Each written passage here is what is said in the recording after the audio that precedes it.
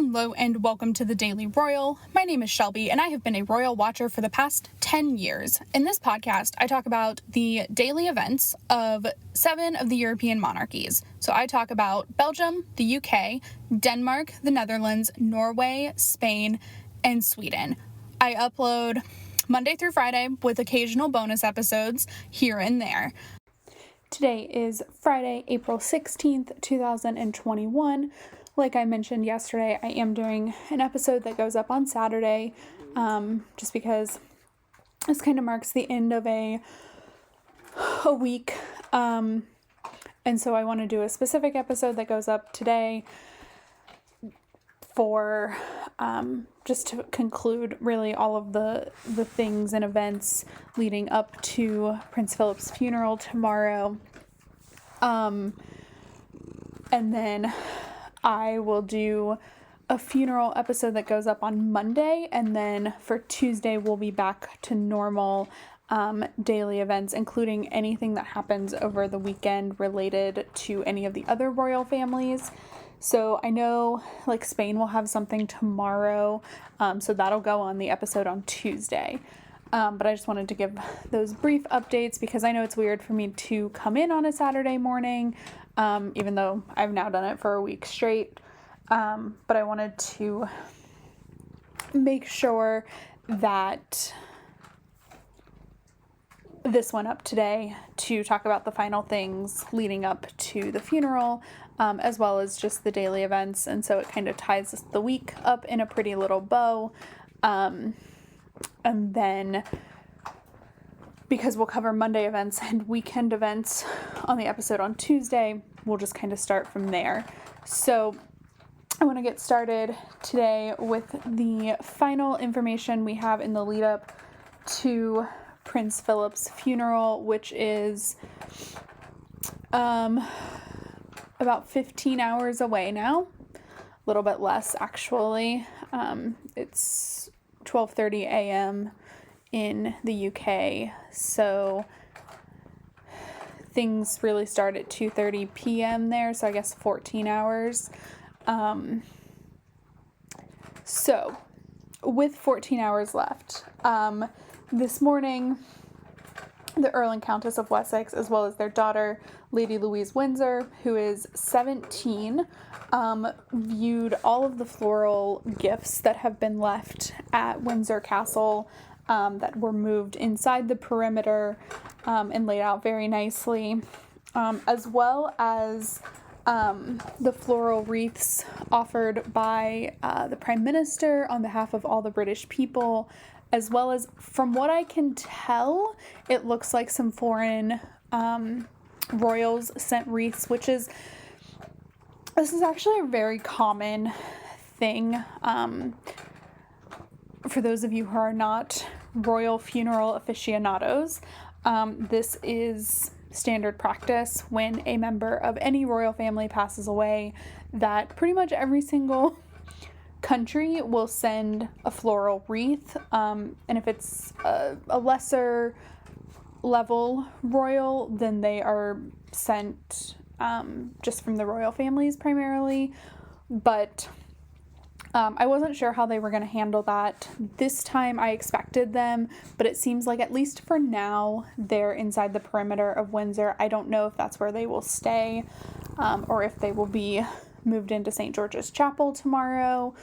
I would assume they're going to be outside, but I saw what I assume are wreaths from Luxembourg, because their flag was on the ribbon, Norway, because their flag was on the ribbon, and then there was a wreath of red and yellow, which I assume is Spain,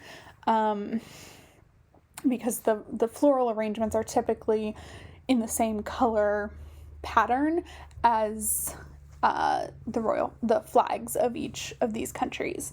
So that was there. They did show a picture of the one from Boris Johnson on behalf of the British people. But yes, so Edward, Sophie, and Louise viewed those this morning. I think they live fairly close to Windsor, so they've either been staying at Windsor or traveling in every morning. I'm genuinely not sure. But they were out and about in the Windsor town today, I believe. That I don't really want to talk about too much. They were paparazzi photos, but this is like the one time where it's like, okay. So then there was the heartbreaker. Still not sure how I'm going to get through this without crying, because I've literally cried every time I've seen the photo, every time I've written about the photo. Today, I know I've been talking about each social media focus of the day, and today is no exception. However, the focus of the day was Prince Philip's role as husband, and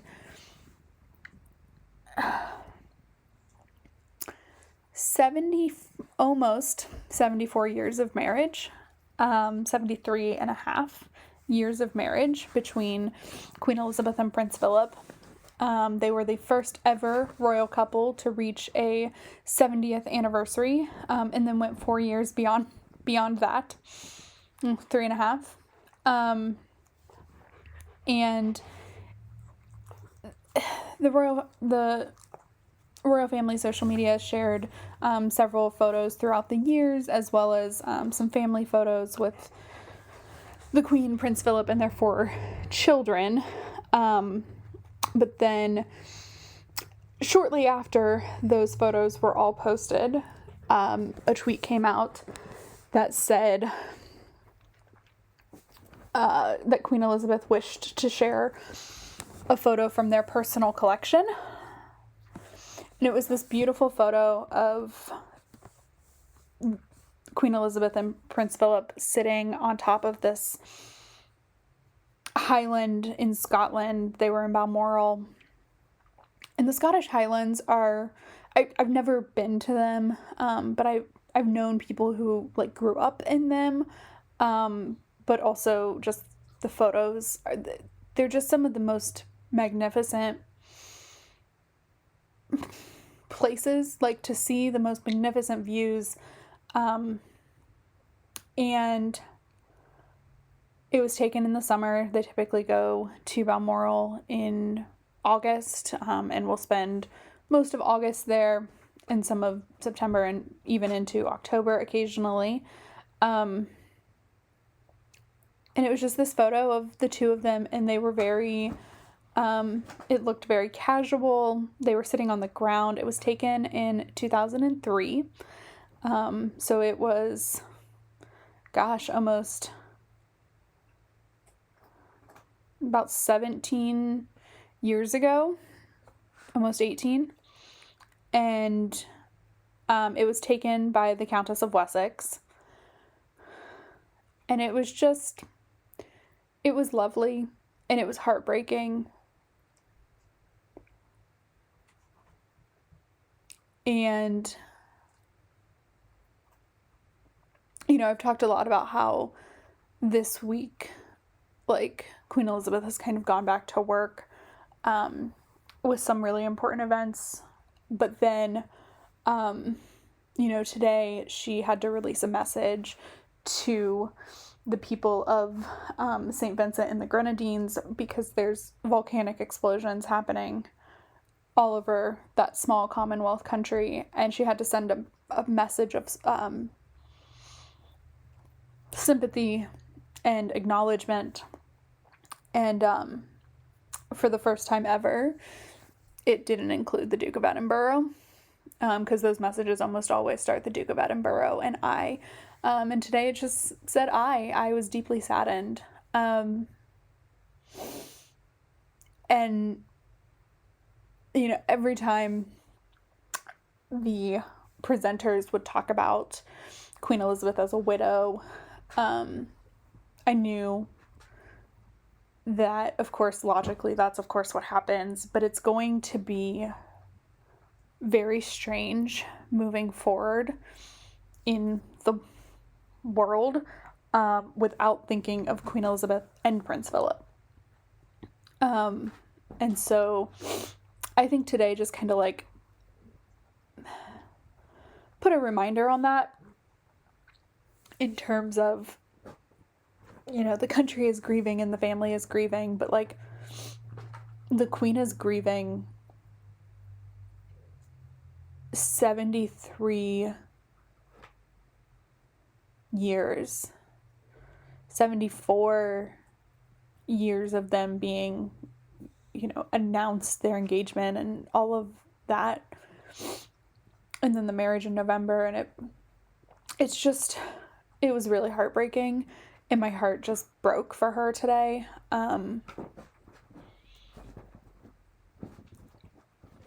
In a way that I didn't really expect to happen. And so, yeah.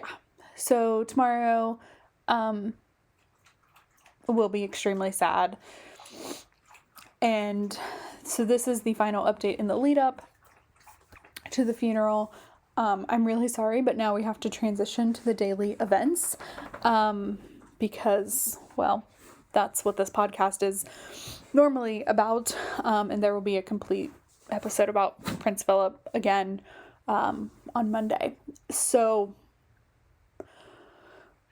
with that, we are going to jump now.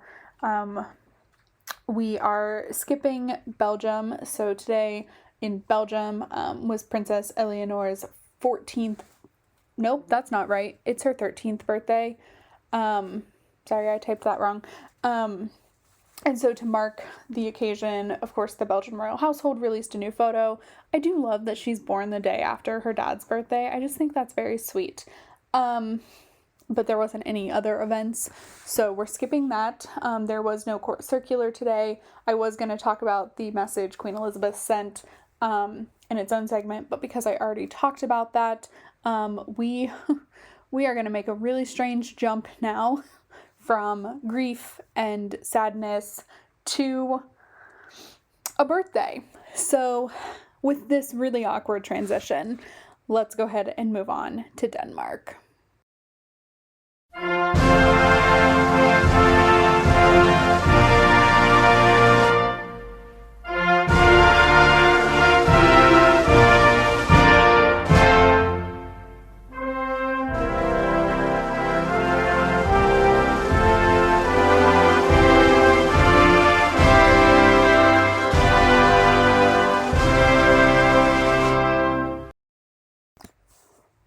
Today was Queen Margrethe's 81st birthday, and Denmark, because they don't know how to do things small, even in the middle of a pandemic, they did, of course, scale down, but the day was still pretty spectacular.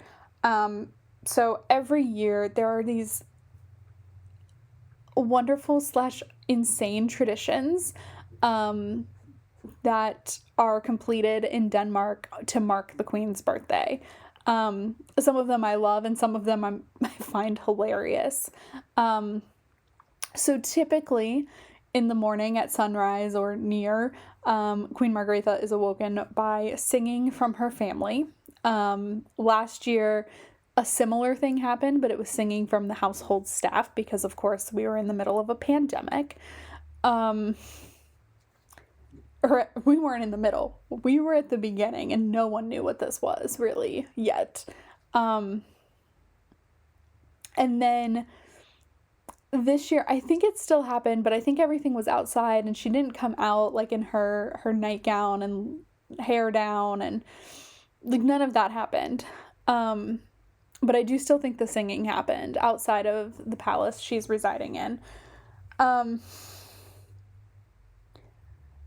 Later on in the afternoon, there was like a small military band, military quartet concert that Queen Margrethe came out with one of her little Datsuns and listened to the music and just sat outside. And then she walked to the front steps, and I think there might have been a small crowd gathered. Certainly nothing like it normally is.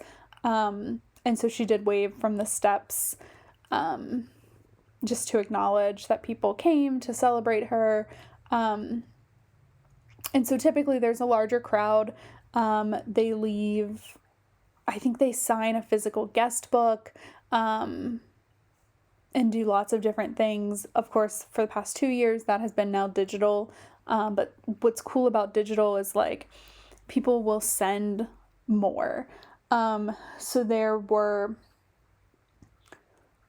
photos and collages and just really cool things that were just sent from all over the country to celebrate Margrethe on her birthday. And I wish, personally, I wish that her birthday were next week.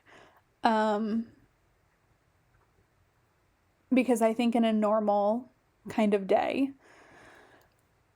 this would have been a highlight. But like personally, I'm just drained. I was really emotional about the photos released today.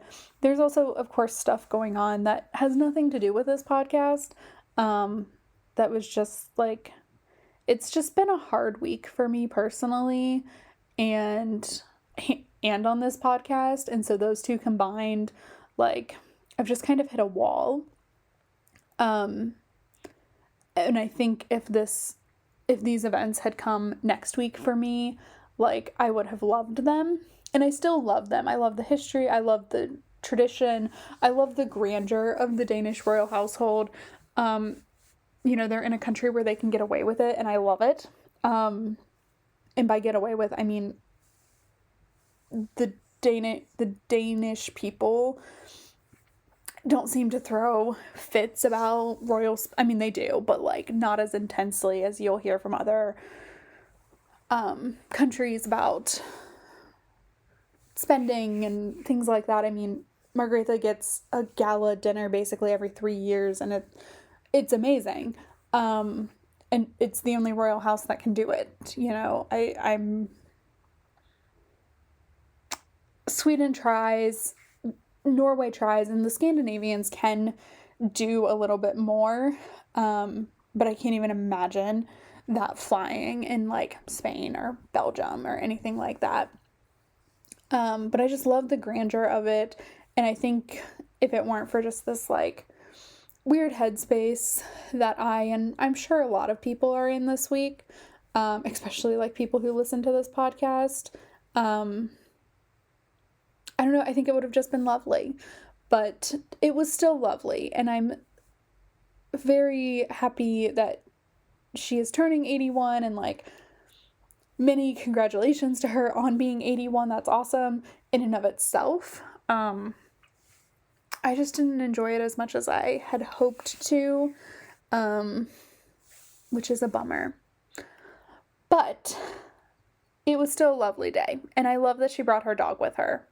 Like, not gonna lie, highlight of my day, Queen Margrethe had her dog with her to like come out to the steps and also to like listen to this small little concert for her birthday, because like you all know I love my dog. I'm obsessed with my dog. And I just love that she kind of has that too. It's great. So that was Denmark today. And now we are gonna skip the Netherlands. There were no events there, and move on to Norway.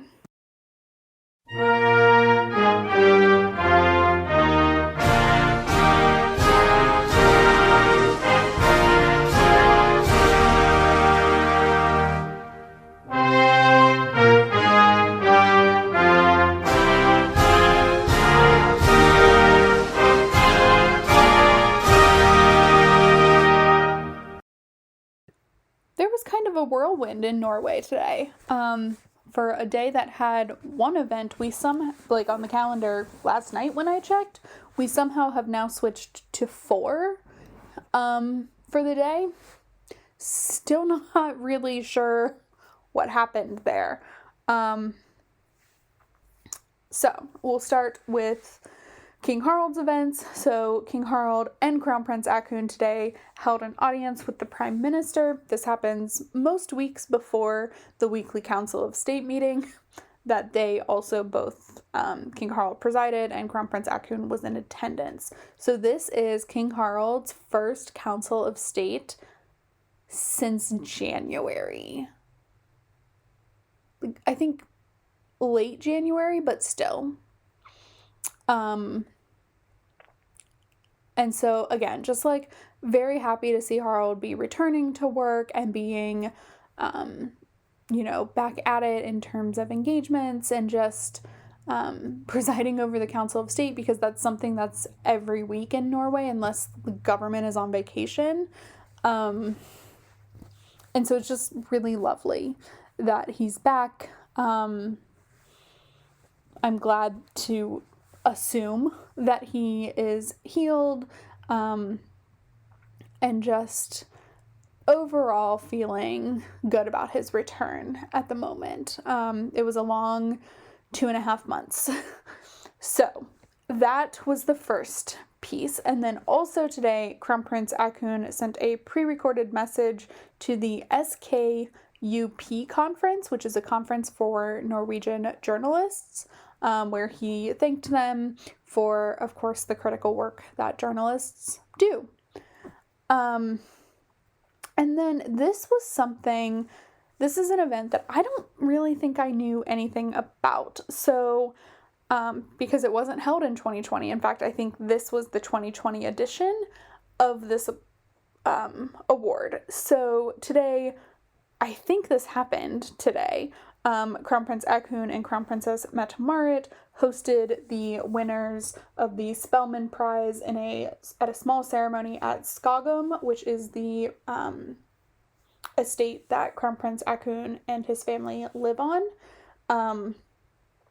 And so they delivered these prizes. So from what I can tell, they're a music prize. I didn't do a ton of research on this. I'm kind of regretting that now that I'm talking about it, but that's okay. There were definitely two groups of musicians, like a full group, and then a single musician who also recorded like a performance at Skogum. And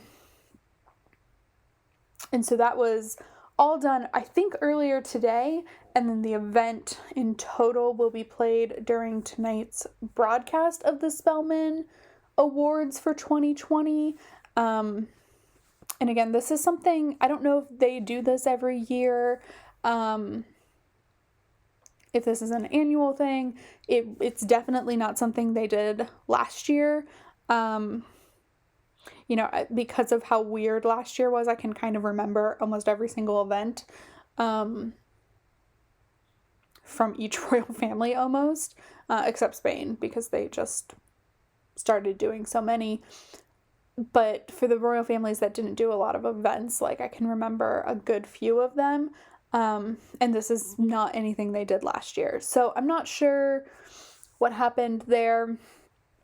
I do know what happened. The pandemic happened, but I don't know, again, if this is an annual thing that Haakon and Mette-Marit do, or just they did it this year. I'm not sure. So that was the 4 events, but then also today, the annual report came out for the Norwegian royal family, which will frequently talk about different engagements, budget, etc., over the past year. So I think almost everybody's annual report that releases them have come out. Maybe we're still waiting on Spain, but Spain is pretty open, so they have their budget pre-released. Like as soon as it's approved, it's released, but then they'll do like gifts and stuff at a later date. So that may still be forthcoming. We'll see. But for now, Norway released theirs. I haven't looked at it yet, because I think it's only in Norwegian, and I don't speak Norwegian, and I think it's a PDF, which means I can't use Google Translate. So I would have to sit down with Google Translate on like my iPad and look through it that way, which I probably will do, but I'm not doing right now. And if there's anything of great importance, I will share it, but I don't think there is. I think if there were, I would have seen it kind of announced elsewhere by now, just in various like media that I read to keep up to date on all of this. So that was today's events in Norway, and now we are going to finish this episode up by moving to the Spanish royal family.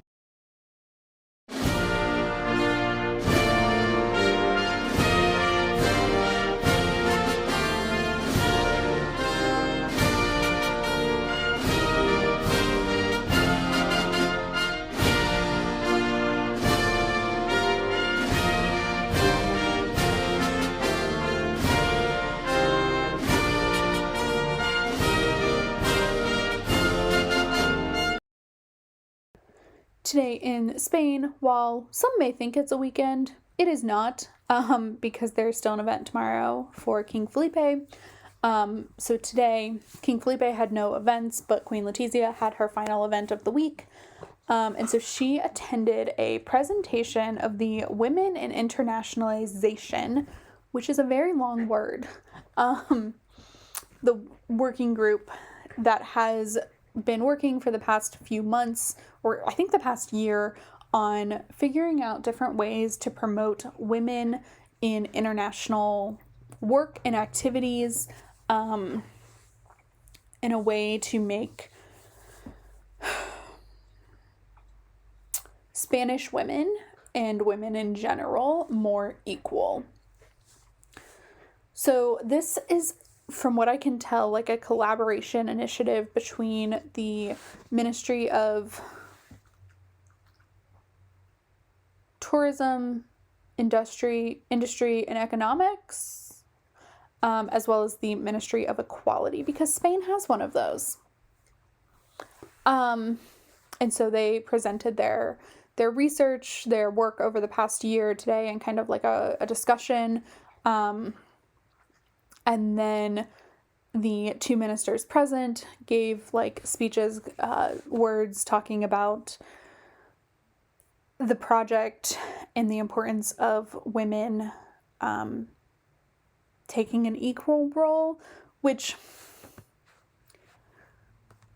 it's weird because like I have so much to say about this, but also like it all seems like, well, of course, of course women should have an equal role in international activity because women are just as smart as men. Women are just as capable as men. We are not lesser, even though we are fighting hundreds and hundreds and hundreds of years of patriarchy. Like I'm kind of in this weird in-between generation where I take a lot of my equality for granted, and am very rarely reminded that the world is super misogynistic, but I'm not reminded of it because I don't put myself in those situations. And so, like, to me, this is just like, well, of course they should. Also, the world would be a heck of a lot better if women were given equal power. Just saying. So that was, of course, a really cool event, and kind of like Letizia's week was kind of like bookended by really feminist events, which I kind of love because royals are not politicians. They're not political people. And for that to have now transcended politics in Spain is a huge deal. Like, to have Queen Letizia go to something this at the beginning of the week focused on like women's suffrage movements, and I think I think she was the first woman in like the Congress of Deputies, like to have that, and then this where like the focus is on women in international world and like women's equality, like to just have those be kind of the big events of her week goes to show a couple of things. One, they're not afraid to put her in these positions because it's not super political anymore in Spain, which is amazing. But also, like, she is a woman. She is therefore more than likely, I'm not going to put anything on her, but more than likely a feminist, and she's raising 2 daughters, one of whom happens to be the future head of state of Spain. Like, I just think it was lovely. And kind of a moment where it's like, okay, this is no longer a political debate. There were moments in today's event that were somewhat political, just because of certain ministers' political beliefs. I just want to say, if you're ever in a room and you're not a monarchist, and that's totally fine, like, you don't have to be, but like, if you're ever in the room with a head of state or their consort, they go by Majesty, Your Majesty. Like, that's what you say. I'm just gonna say that because I was super annoyed by it because someone didn't, and I'm like, no, like, I understand that you don't like this, and that's okay. Everyone is allowed to have their political beliefs. But like, for right now, Spain still has a monarchy, and Queen Letizia is still queen, and she is still deserving of that title. Every single king or queen is deserving of that title simply because it's written in their constitution. Like, just let it happen, okay? Anyway, that's my rant because it's been a weird day, y'all. So with that, I am ending this episode. Please, like, enjoy tomorrow or today as much as you can. I know if you're listening to this, you're probably watching a funeral. Just take it all in stride. That's what I'm planning on doing. That's why we're not having an episode tomorrow, like, right up, because I need to take it all in stride and have my feelings, because here's what they don't tell you about hosting a podcast every week. Well, one, they don't every day. They don't tell you about anything, because you just do it yourself. But sometimes you have to put aside any of your emotions because you have to talk about things. And so that's where I'm at right now. Like, I've been pushing my emotions for a week on everything because this podcast week is really important to me, and it's important to me that I get it as right as possible. And so, like, any other feelings that I'm having, I'm just pushing down. And so I need to have some of those tomorrow and just be really, like, on it with myself and start recovering. So take the time to do that. Have your feelings, have whatever you need to be okay. And even if you're not okay right away, that's totally fine. Just have that for a minute, and then, we will all go back to life. So I will be back on Monday with an episode focused on the remaining anything to do with Prince Philip and his funeral. And then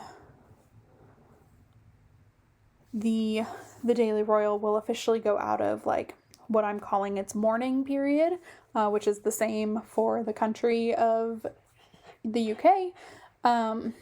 So on Sunday, things will kind of go back to normal on this podcast as well. Once the special episode goes up on Monday, things will be back to normal. So with that, I'm going to leave you here. Check out thedailyroyal.com, The Daily Royal on Instagram, and I will talk to you all on Monday. Have a good weekend. Bye.